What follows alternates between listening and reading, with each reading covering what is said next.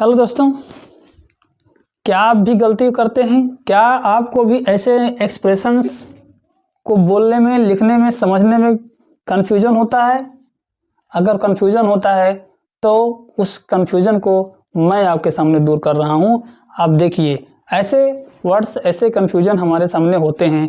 जैसे दो चीज़ें हैं, एक लिखा गया है ऑलरेडी और दूसरा लिखा गया है ऑलरेडी।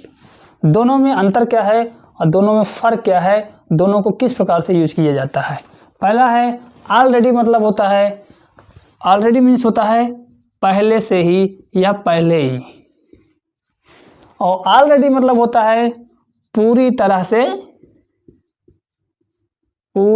से तैयार। अब इनको डिफरेंस को समझिए, ऑलरेडी का और ऑलरेडी का।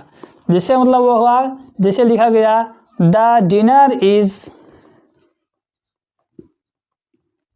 Already on the table. इसका मतलब क्या हुआ?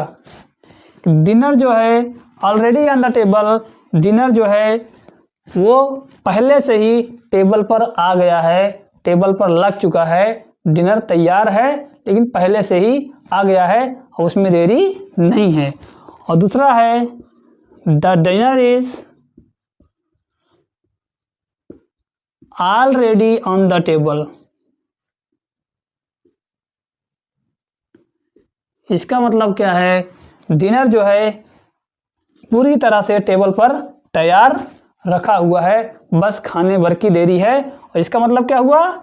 डिनर टेबल पर पहले से ही तैयार रखा हुआ है। और इसका मतलब क्या हुआ? डिनर टेबल पर पूरी तरह से एकदम तैयार रखा हुआ, इसमें कोई कमी नहीं है।